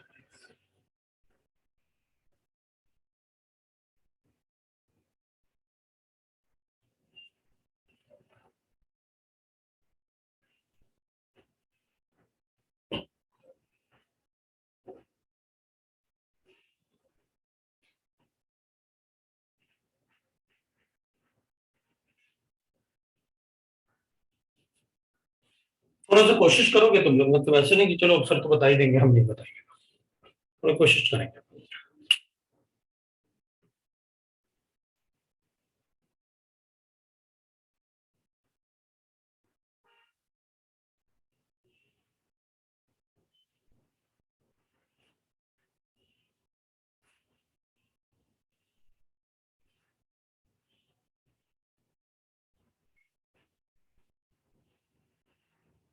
हो गया, तो अपन क्या करेंगे, ये तो इमाइड्स है, देखो ना, कार्बन नाइट्रोजन में डबल है, फिर इमाइड्स, ये एरोमेटिक अमाइंस है, इधर है, मतलब ये तो ज्यादा बेसिक है इससे। अभी तो आपने इसी के हिसाब से दे रहा है मुझे क्वेश्चन,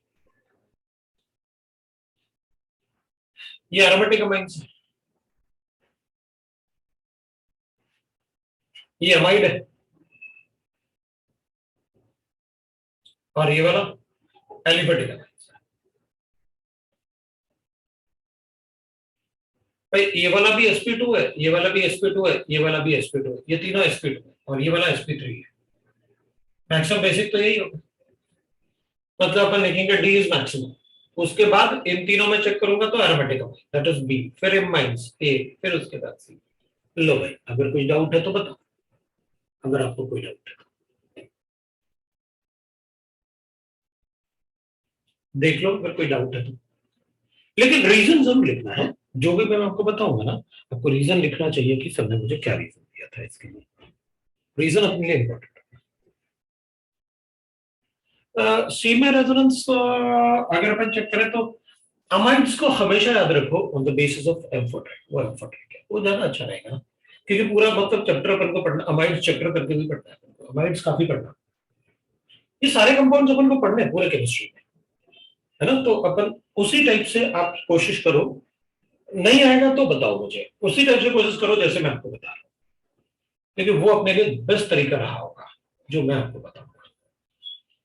थर्ड मान लो मुझे एक कंपाउंड ऐसे लिखना है,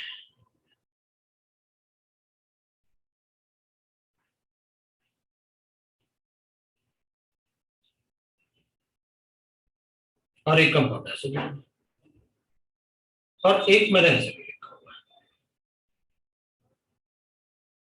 मेरे पास 3 साइड्स है लोन पेयर वाले,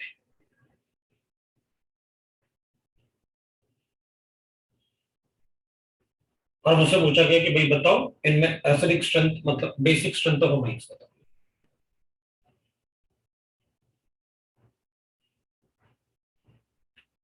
ऐसे बताते हैं ना, उनको ऐसे कहा कि भाई अब बताओ आप बेसिक स्ट्रेंथ ऑफ अमाइड्स, तो अपन क्या कहेंगे, अपन कहेंगे देखो सर ये दोनों तो आपने मुझे बता ही रखे, आपने ना तीनों को मर्ज कर दिया इनको, भाई इन तीनों को मर्ज करके आपने ये दोनों बनाए, वो आपने अलग दे दिया बस, ये तीनों से तो आपने ये पूरा कंपाउंड बनाया इधर तक वाला, तो वो आपने थोड़ा एक्स्ट्रा लिख दिया। क्या किया, ये इसी में NH2 इधर डाल दिया और इसको इससे ज्वाइन कर दिया, उस सामने दिख तो रहा है। तो ये वाला ज्यादा बेसिक हो गया इस वाले से, और ये वाला ज्यादा बेसिक हो गया इस वाले से,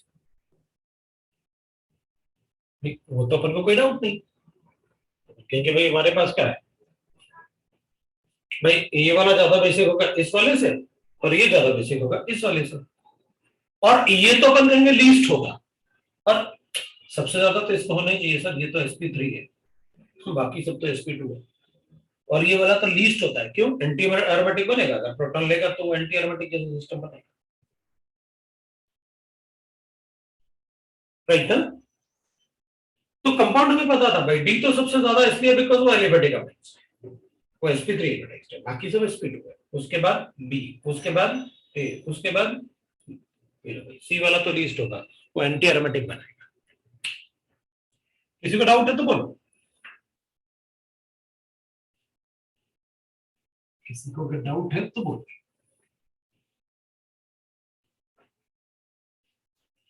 थोड़ा सा इलेक्ट्रॉन डेंसिटी भी कैसे चेक करते हैं, या फिर अपन और क्या क्या पैरामीटर्स बता सकते हैं इससे, अपन वो चेक करते हैं, फिर अपन थोड़े और क्वेश्चंस करेंगे, है ना। या फिर मैं ऐसे कर लेता हूं, मेरे पास एक और क्वेश्चन है ऐसे, सपोज मेरे पास ऐसे क्या है, डी लिख लेता हूं ऐसे,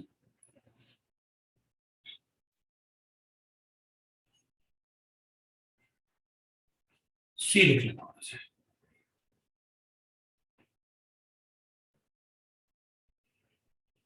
और डी लिख लेता हूं ऐसे, और बेसिक स्ट्रेंथ पूछ लेता हूं।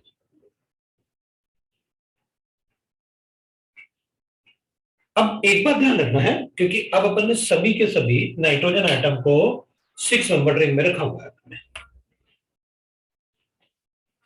तो बेसिक स्ट्रेंथ ऑफ अमाइंस अगर अपन को कैलकुलेट करना है तो क्या करेंगे अपन, जैसे आपने बताया कि अपन हाइब्रिडाइजेशन चेक करेंगे सबसे पहले, है ना, क्योंकि उसके बेसिस पे अपना क्वेश्चन सॉल्व हो जाएगा। तो अपन कहेंगे देखो सर इसमें नाइट्रोजन एटम का कोई डीलोकलाइजेशन नहीं है, ये sp2 है, ये sp3 है, मैं इस तरफ लिख लेता हूं, ये sp3 है, इसमें नाइट्रोजन एटम का लोन पेयर अगर डीलोकलाइज है, ये ऐसे बनेगा, डीलोकलाइज होगा तो ऐसे बनेगा, और अगर ये डीलोकलाइज होगा तो नाइट्रोजन पे इलेक्ट्रॉन डेंसिटी कम होगी, क्योंकि ये इलेक्ट्रॉन कार्बन को देगा, कार्बन का अपना इलेक्ट्रॉन नेगेटिव, इस पे इलेक्ट्रॉन डेंसिटी कम है, और डीलोकलाइज है तो sp2 हो गया फिर तो। उसके बाद इस पे तो नाइट्रोजन एटम इधर भी लोन पे डीलोकलाइज है, और ये तो ऑक्सीजन पे बनेगा, और ऑक्सीजन पे बनेगा मतलब विल हैव लेवल्स, अब इसमें भी डिलोकलाइज है और उसमें भी डिलोकलाइज है, इसमें भी डिलोकलाइज है, और इसमें कोई डिलोकलाइजेशन नहीं है, मतलब ये sp3 है। सो ये sp2। अब मेरे ख्याल से अपन को अच्छे से पता चल गया कि अपन कैसे कैलकुलेट करने वाले हैं। ठीक है, अब इसमें तो कुछ है नहीं, इसमें तो कुछ है नहीं क्योंकि डिलोकलाइजेशन है नहीं, sp3 है, ये वाला भी sp3 है। लेकिन ये Cl का डिफरेंस तो है ना इसमें। अगर Cl का डिफरेंस हो तो अपन कहेंगे इसका तो माइनस इफेक्ट होता है। माइनस इफेक्ट का मतलब ये इलेक्ट्रॉन विड्रॉ करेगा कार्बन से, इससे इलेक्ट्रॉन विड्रॉ करेगा, इससे विड्रॉ करेगा। अगर इलेक्ट्रॉन विड्रॉ होगा तो नाइट्रोजन पे इलेक्ट्रॉन डेंसिटी कम हो जाएगी। इसमें कोई विड्रॉ करने वाला नहीं है, सिर्फ नाइट्रोजन को इलेक्ट्रॉन देने वाला है कार्बन। तो डी और ए दोनों ही sp3 थे। जब दोनों ही sp3 है तो चलो डिफरेंस देखते हैं कि कैसे बता सकते हैं अपन। तो इन दोनों में अपन बताएंगे ये sp3 हाइब्रिडाइज्ड है, ये भी sp3 है, लेकिन इसमें माइनस इफेक्ट है। माइनस इफेक्ट की वजह से इलेक्ट्रॉन डेंसिटी कम हो जाएगी इसमें। सो आंसर अपन लिखेंगे इसमें ज्यादा बेसिक कौन सा हो गया, ए वाला, किससे, डी वाले से। अब दोनों ही sp2 है, बी और सी, इनमें डिसाइड करते हैं। तो अपन कहेंगे सर सी वाला तो अमाइड है, C double bond NH। Amide तो एम्फोट्रिक होते हैं, ये तो बेसिक होगा, ये तो लोन पे डिलोकलाइजेशन में तो जा रहा है बस, जैसे इसमें लोन पे डिलोकलाइजेशन हो जाता है। फिर अपन कहेंगे अच्छा उसको ऐसे भी एक्सप्लेन कर सकते हैं, जब ये डिलोकलाइज हो रहा है तो नेगेटिव चार्ज किस पे बन रहा है, कार्बन पे, और इस पे नेगेटिव चार्ज किस पे बन रहा है, ऑक्सीजन पे। ज्यादा स्टेबल नेगेटिव चार्ज किस पे होगा, ऑक्सीजन पे। मतलब नाइट्रोजन पे पॉजिटिव चार्ज ज्यादा टाइम के लिए रहेगा, क्योंकि नेगेटिव चार्ज ज्यादा स्टेबल है।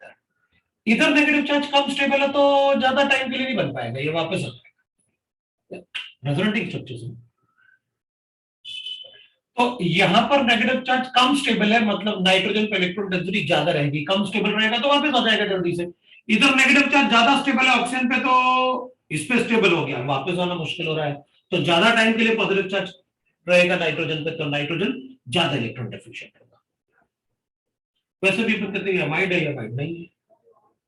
तो ज्यादा बेसिक कौन हो गया, बी, और उसके बाद सी। ये लो भाई ऐसा आंसर। किसी को डाउट है तो बोलो, और कोई एक्सप्लेन करना है तो बोलो।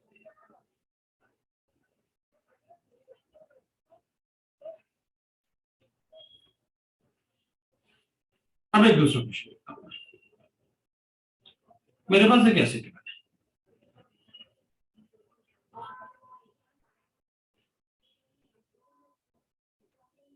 एक मेरे पास ऐसे गिवन है,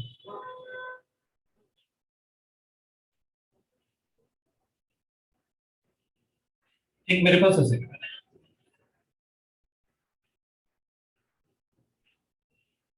और एक मेरे पास ऐसे गिवन है। ऑर्डर ऑफ बेसिस बताओ, what is the order of basic structure.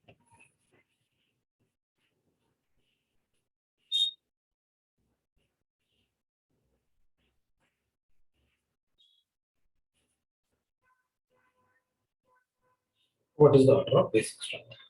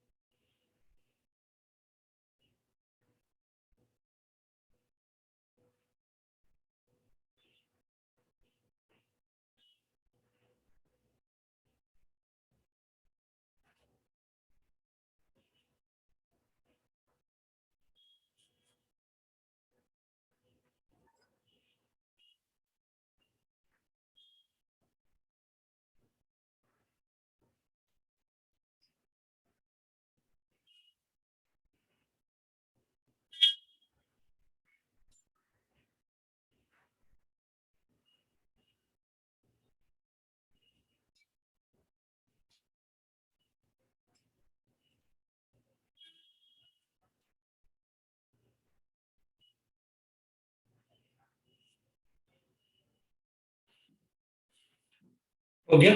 चलो भाई देखो सारे आंसर आ गए बनकर। ये तो sp3 है, ये भी sp3 है, ये भी sp3 है, ये sp2 है और ये sp2 है। इन दोनों में तो कोई डाउट नहीं है अपन को, इन दोनों में चेक करते हैं। इलेक्ट्रॉन डेंसिटी जब नाइट्रोजन एटम पे ज्यादा होगा तो ज्यादा बेसिक होगा, इसलिए ये दोनों तो कम बेसिक है इन दोनों से, क्योंकि वो तो sp3।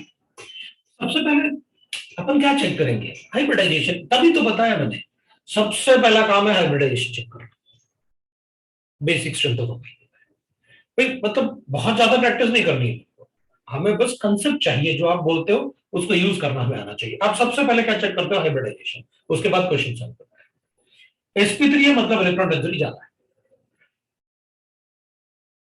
ये sp2 है, दोनों इलेक्ट्रॉन डेंसिटी कम है, मतलब इन दोनों में कम बेसिक स्ट्रेंथ। अब जब दोनों ही sp3 हैं तो आपने क्या चेक किया था? अभी माइनस इफेक्ट, तो इसका माइनस इफेक्ट ज्यादा होगा क्योंकि ऑक्सीजन ज्यादा इलेक्ट्रोनेगेटिव है, तो ये ज्यादा विड्रॉ करेगा। सल्फर कम इलेक्ट्रोनेगेटिव है ऑक्सीजन से, तो कम विड्रॉ करेगा। कम विड्रॉ करेगा तो इसका इलेक्ट्रॉन डेंसिटी ज्यादा होगी इसके कंपैरिजन में। मतलब इन दोनों में B is more basic than A। अगर किसी को डाउट है तो बोलो, sp3 है ज्यादा बेसिक होंगे। अपन ने सीधा उस ऑर्डर के बाद अपन ने वही लिखा था, कैसे चेक करें? sp3 वाला ज्यादा बेसिक होता है sp2 वाले से। फिर ये तो लीस्ट है, क्योंकि अगर इसका लोन पर गया तो एंटी एरोमेटिक बनेगा। सो इन दोनों में ये ज्यादा बेसिक है, तो हो गया मेरा क्वेश्चन। लो भाई BSc हो गया, यस ठीक है ना। अब बेसिक स्ट्रेंथ चेक करना है तो नाइट्रोजन पे इलेक्ट्रॉन डेंसिटी चेक करना है, तो भाई इलेक्ट्रॉन डेंसिटी ज्यादा जिसमें होगा वो ज्यादा बेसिक है, वैसे चेक करना है आपको, ठीक है ना। अब काफी हो गया, एक आध क्वेश्चन लिखते हैं जिसमें अपन और भी पॉइंट्स देख पाए। अपन ऐसे लिख सकते हैं क्वेश्चन, मान लो अपन को गिवन है answer the following questions for given compounds. मेरे पास एक कंपाउंड ऐसा NH2 ऐसे, एक कंपाउंड मेरे पास ऐसे NH2 ऐसे, और एक कंपाउंड मुझे ऐसे NH2।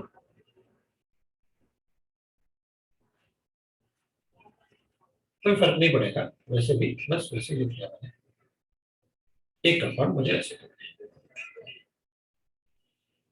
एक अपन को आंसर देना है decreasing order of electron density on an nitrogen.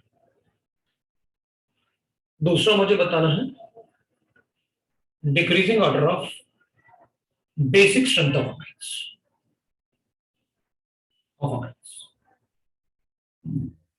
Third मुझे बताना है decreasing order of carbon nitrogen bond length, ठीक है। फोर्थ मुझे बताना है decreasing order of stability of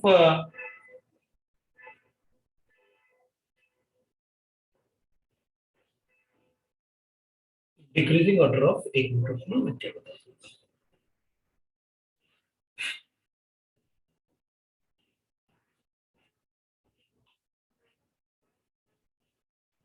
अब बॉन्ड लेंथ लिखा हुआ है तो बॉन्ड ऑर्डर पूछने की जरूरत नहीं,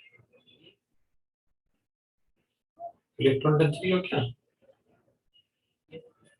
बॉन्ड भी पूछ सकते हैं अपन, माइनस का बेसिक स्ट्रेंथ भी पूछ लिया, स्ट्रेंथ ऑफ पॉजिटिव चार्ज लिख देता हूं, of positive charge on an,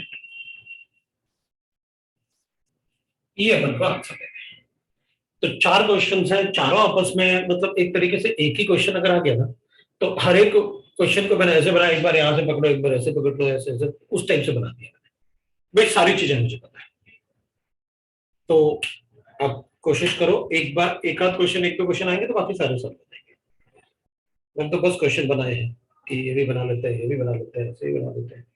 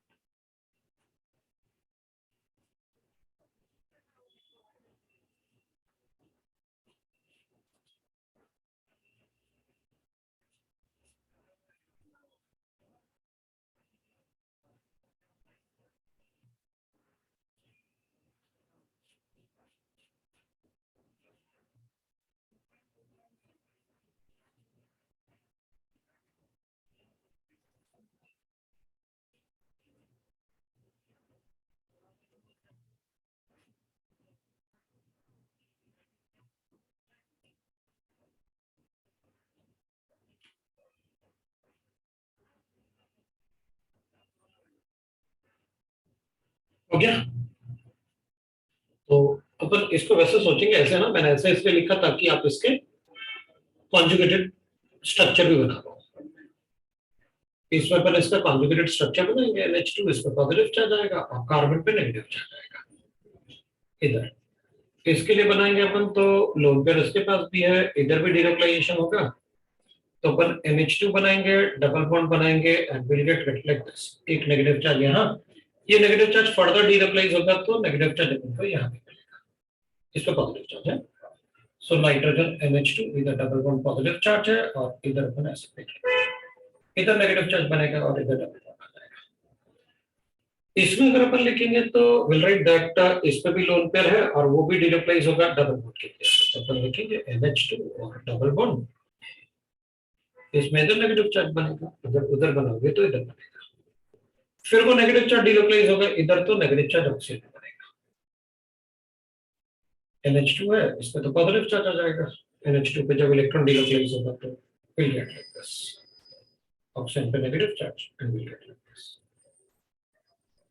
ये हो जाएगा। इलेक्ट्रॉन डेंसिटी और नाइट्रोजन एटम की बात करूंगा तो इसमें तो लोन पेयर कम डीलोकलाइज हो रहा है इसके कंपैरिजन में, इसमें ज्यादा टाइम के लिए डीलोकलाइज होगा तो ज्यादा टाइम के लिए पॉजिटिव चार्ज रहेगा, इसमें कम टाइम के लिए डीलोकलाइज होगा तो कम टाइम के लिए पॉजिटिव चार्ज रहेगा, क्योंकि इधर बनेगा फिर वापस भी जाएगा तो ये बन जाएगा, इधर इधर बनेगा उसके बाद इधर बनेगा उसके बाद वापस जाएगा, मतलब ज्यादा टाइम के लिए पॉजिटिव चार्ज बनेगा। तो इस पे इलेक्ट्रॉन डेंसिटी ज्यादा होगी इसके कंपैरिजन में, क्योंकि इसमें ज्यादा टाइम के लिए पॉजिटिव चार्ज है, इसमें कम टाइम के लिए पॉजिटिव चार्ज है। तो इस पे इलेक्ट्रॉन डेंसिटी ज्यादा, ए पे इलेक्ट्रॉन डेंसिटी ज्यादा है बी के कंपैरिजन। अब सी और डी को कंपेयर कर लेते हैं, इसमें भी 2 पाई बॉन्ड का कॉन्जुगेशन है, इसमें भी 2 पाई बॉन्ड का कॉन्जुगेशन है, लेकिन इसमें नेगेटिव चार्ज किस पे बन रहा है, थर्ड स्ट्रक्चर में कार्बन पे, और इसमें ऑक्सीजन पे। ऑक्सीजन पे negative charge will be more stable. अगर ये स्टेबल होगा तो फिर इस नाइट्रोजन पे इलेक्ट्रॉन डेंसिटी बहुत कम हो जाएगी, क्योंकि इस पे ये तो नेगेटिव चार्ज थोड़ा अनस्टेबल होगा, रिलेटिवली अनस्टेबल होगा, तो अपन कहेंगे कि भाई नेगेटिव चार्ज बनेगा तो जल्दी से वापस भी जाएगा क्योंकि अनस्टेबल है, और ये वाला स्टेबल होगा तो फिर वहां पर वापस जल्दी नहीं जाने वाला। तो यहां पर पॉजिटिव चार्ज सबसे ज्यादा टाइम के लिए होगा, फिर इस पे और फिर इस पे, मतलब इस पे पॉजिटिव चार्ज सबसे कम टाइम के लिए आएगा, तो बेसिक स्ट्रेंथ भी उसका ज्यादा होगा। अब बेसिक इलेक्ट्रॉन डेंसिटी सबसे ज्यादा इसी पे, क्योंकि पॉजिटिव चार्ज सबसे कम टाइम के लिए है, तो बेसिक स्ट्रेंथ भी उसी का ज्यादा है। अब पॉजिटिव चार्ज और नाइट्रोजन एटम तो अपन ने लिख लिया, तो सबसे ज्यादा किसका होगा, सी वाले, उसी के बेसिस पर तो ये दोनों कैलकुलेट किए, तभी मैं बोल रहा था कि मतलब आपस में सब कोरिलेटेड है। अब अपन को CN बॉन्ड लेना चाहिए, यहां पर जो अपन हाइब्रिड स्ट्रक्चर लिखेंगे तो अपन कहेंगे देखो यहां पर डबल बॉन्ड बना और जल्दी से वापस सिंगल बॉन्ड भी बन जाएगा, लेकिन यहां पर क्या हो रहा है, डबल बॉन्ड बन के रुक जा रहा है क्योंकि नेगेटिव चार्ज यहां ज्यादा स्टेबल है, तो यहां डबल बॉन्ड सबसे ज्यादा टाइम के लिए बनेगा, यहां उससे कम टाइम के लिए बनेगा, यहां सबसे कम टाइम के लिए बनेगा। भाई यहां क्या हो रहा है कि लोन पेयर डिलोकलाइज होकर वहां रुक जा रहा है, मतलब इसके बीच में डबल बॉन्ड कैरेक्टर ज्यादा आ रहा है, तो यहां पर बॉन्ड ऑर्डर ज्यादा होगा, यहां पर बॉन्ड ऑर्डर इससे कम होगा और उसमें सबसे कम होगा। रीजन क्योंकि यहां थोड़ा सा ही डिलोकलाइजेशन हो रहा है तो थोड़ा ही डबल बॉन्ड कैरेक्टर आएगा ना, यहां तो इधर आके रुक जा रहा है तो डबल बॉन्ड ज्यादा टाइम के लिए बनेगा, तो ज्यादा डबल बॉन्ड कैरेक्टर आ रहा है। तो अगर आप decreasing order of bond length कहोगे तो ए में बॉन्ड लेंथ सबसे बड़ा होगा बी से और बी में बड़ा होगा सी से, इधर ये सी आएगा। और अगर आप बॉन्ड ऑर्डर की बात करोगे तो उल्टा लिखोगे, इसका बॉन्ड ऑर्डर ज्यादा होगा क्योंकि इसमें डबल बॉन्ड और इधर पार्शियल डबल बॉन्ड, इधर ऑलमोस्ट सिंगल बॉन्ड जैसे ही रहेगा क्योंकि कम टाइम के लिए डिलोकलाइजेशन है। पार्शियल डबल बॉन्ड कैरेक्टर इसमें भी आएगा थोड़ी देर के लिए, लेकिन इसमें डबल बॉन्ड कैरेक्टर कम टाइम के लिए आएगा, इसमें ज्यादा टाइम के लिए आएगा क्योंकि डिलोकलाइजेशन ज्यादा है। तो डबल बॉन्ड बता सकता है कैसे बताना है। इस टाइप के अपन से क्वेश्चंस पूछेंगे, basic strength, electron density, like that ना, मोस्ट ऑफ द टाइम वो बेसिक स्ट्रेंथ में इसी टाइप का कोई क्वेश्चन अपन से पूछ लेंगे, अपन को बता देना। एलिफेटिक अमाइंस में तो वी गॉट दैट कि भाई एलिफेटिक अमाइंस में सबसे पहले हाइब्रिडाइजेशन देखो, इन सभी में हाइब्रिडाइजेशन sp2 है तो अपन को कंपेयर करना पड़ा। इधर ऐसे sp2 और sp3 था, इधर भी sp3 था, एक दो sp3 थे और एक दो sp2 थे, तो चेक करेंगे। This is about the aliphatic amines, basic strength of aliphatic amines. अब अपन एरोमेटिक अमाइंस का बेसिक स्ट्रेंथ चेक कर सकते हैं। बी के राइट वाले स्ट्रक्चर पे ये अनस्टेबल लिखा है क्योंकि कार्बन पे है ना नेगेटिव चार्ज, तो ये अनस्टेबल होगा, कार्बन पे नेगेटिव चार्ज होगा तो अनस्टेबल होगा, like that we can write, ठीक है ना। तो इधर स्टेबिलिटी से डिफरेंस बताना था ना, क्योंकि इसके भी तीन स्ट्रक्चर दिख रहे हैं, इसके भी तीन स्ट्रक्चर दिख रहे हैं, उसके दो ही दिख रहे थे, तो उसमें तो अपन को ज्यादा प्रॉब्लम नहीं आ रहा था, बाकी तीन तीन दिख रहे थे, ठीक है। अब अपन एरोमेटिक अमाइंस की बात करेंगे, तो एरोमेटिक अमाइंस शुरू करने के लिए उतना टाइम नहीं है अपने पास, बट अपन aromatic amines next time discuss कर सकते हैं, ठीक है ना। आप एरोमेटिक अमाइंस, एलिफेटिक अमाइंस को एक बार रिवाइज कर लेना, उसके बाद नेक्स्ट टाइम अपन होमवर्क करेंगे इसका, लेकिन रिवाइज जरूर करना क्योंकि ऐसे ही क्वेश्चन होंगे मेंस में भी और एडवांस में भी। अब देखो आज मतलब वो आ गया है एनटीए का, मतलब मेंस का वो आ गया ब्रोशर,